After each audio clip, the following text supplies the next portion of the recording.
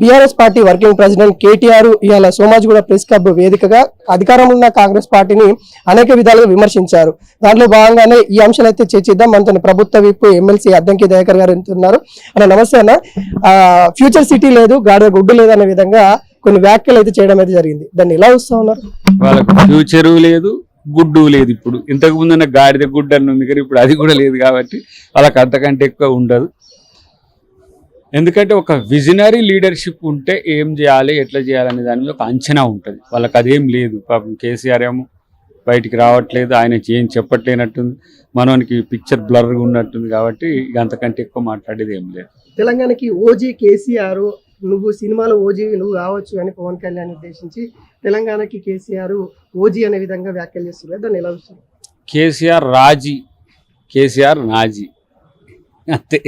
ఎందుకంటే రాజీ పడబట్టే ఇప్పుడు ఎలా ఇంటికి పరిమితమైన పరిస్థితి ఉన్నది. కాబట్టి అంతకంటే ఎక్కువ ఏం లేదు. వాళ్ళు ఎందుకంటే వాళ్ళకు కూడా ఎక్స్పైరీ డేట్ వచ్చింది, అయిపోయింది. దాన్ని రెన్యువల్ చేసుకోవడంలో కేటీఆర్ ఫెయిల్ అవుతున్న పరిస్థితి.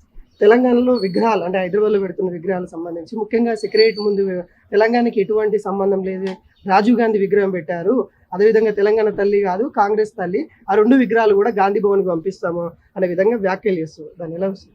ఇంకా అది ఆ పగటి కలర్ కనకని చెప్పండి. అది అయ్యేది లేదు, పోయేది లేదు.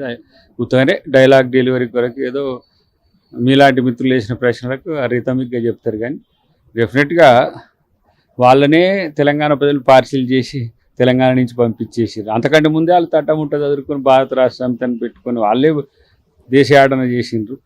ప్రజలు అట్లనే తీర్పిచ్చారు. తెలంగాణలో మేము అధికారంలో ఉన్నప్పుడు ఏ ఒక్క నాయకులు కూడా మాట్లాడలేదు. కాంగ్రెస్ అధికారంలోకి రాగానే కొంతమంది మాట్లాడుతూ ఉన్నారు, ఇక్కడ ఉన్న ప్రభుత్వం వైఫల్యం వల్లనే మాట్లాడుతూ ఉన్నారు అనే విధంగా కొన్ని మేము మాట్లాడనిస్తాం.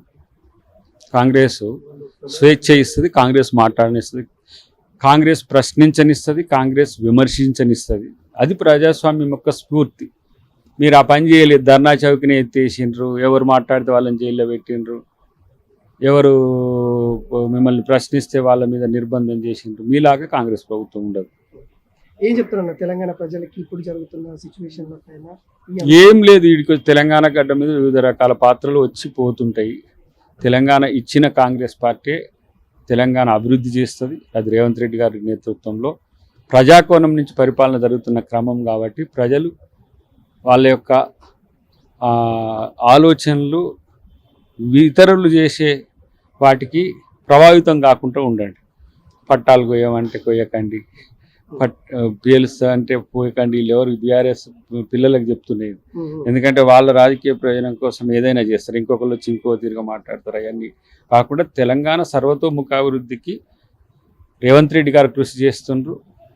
రేవంత్ రెడ్డి గారితో పాటు ఎవరు అట్లాంటి ఆలోచనలు చేసినా వాళ్ళ పట్ల ప్రేమతో సఖ్యతతో ఉండండి.